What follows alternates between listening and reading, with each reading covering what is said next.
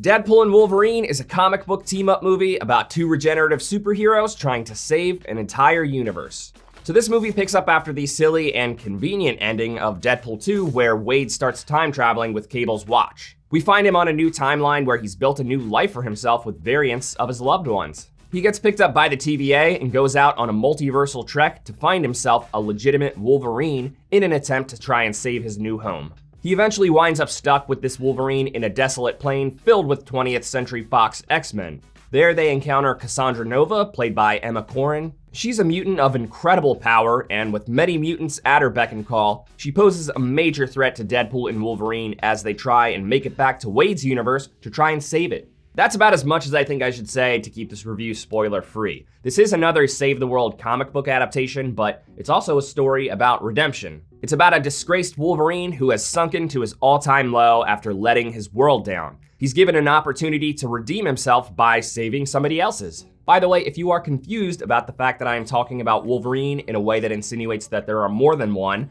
I'm gonna assume that you did not watch Loki Season 1. For those of you who are casual Marvel fans who don't watch every project, Loki is one that you probably shouldn't skip because it serves as the much-needed exposition for the entire multiverse saga. So this movie has buddy cop vibes. Our two leads aren't really policing, so I wouldn't call it a straight-up buddy cop movie, but it still has that same character dissonance that is synonymous with that subgenre. Deadpool is of course the over-the-top obnoxious one, while Wolverine is the aggressive and humorless one who can't stand his teammate. This movie is pretty hilarious. If you were worried about how funny or not funny Deadpool would be in the hands of Disney, you can breathe a sigh of relief. They did him good. Wade is definitely much raunchier here than in previous movies. There are a mentionable amount of sex jokes even for Deadpool. That's not to say that that's a bad thing though, it just might not hit as hard every time. Sometimes sexual humor can be a bit exhausting when it's constant.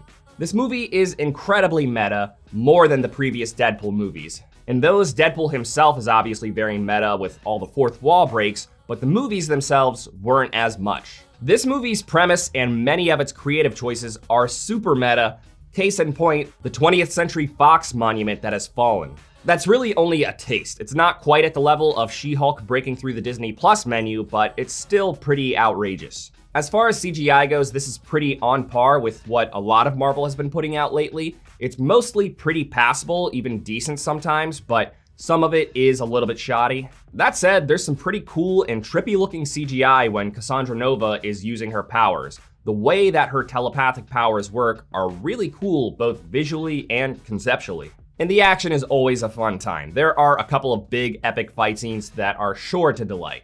The soundtrack is also great. If the Madonna song in the trailer wasn't a clear indicator for how cheeky the soundtrack in this movie would be, I'll tell you now that it's wonderfully so.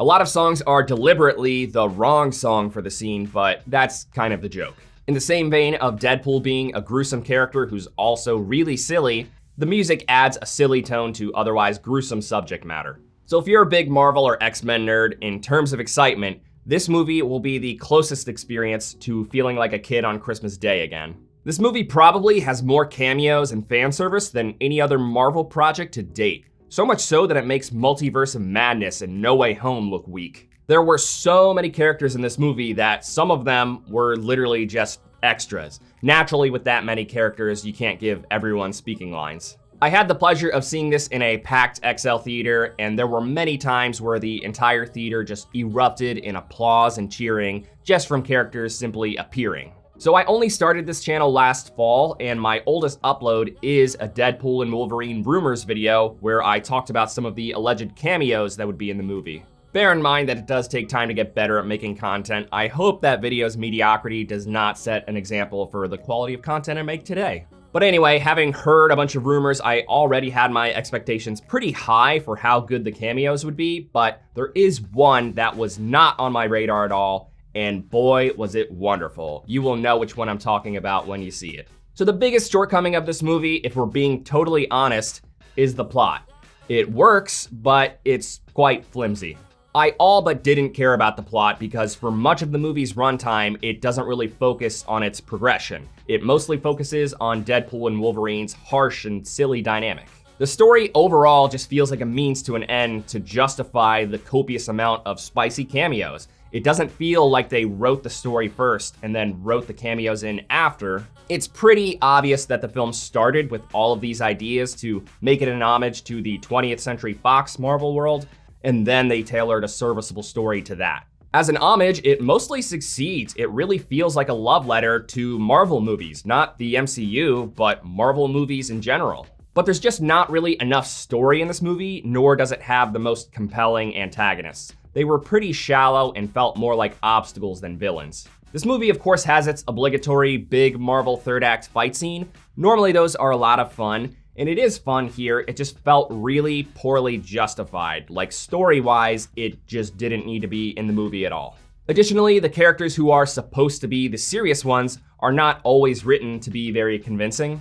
Like, you'd think that Wolverine would be pretty shocked by the existence of other realities and one day abruptly being pulled into one, but nah, he's surprisingly chill. He's going with the flow. I'm sure that some will try and argue, oh, well, it's Deadpool. You shouldn't be taking this movie seriously. Well, the first two Deadpool movies were much more story-focused than this one, so I don't think these are unfair criticisms to make. This is a noticeable step down.